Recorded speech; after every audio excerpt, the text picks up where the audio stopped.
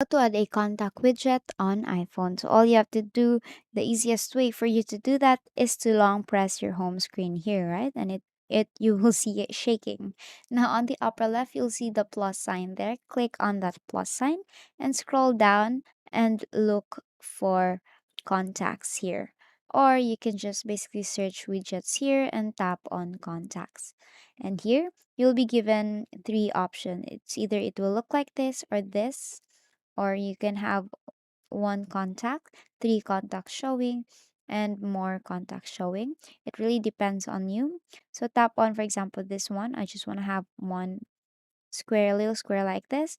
Tap on add widget. And basically here, as you can see, you have now a contact widget here to specific person, or you can actually change it from time to time. Let's just go back here. Let's tap on edit widget here. Edit widget and change the contact to a specific contact that you want to be added there.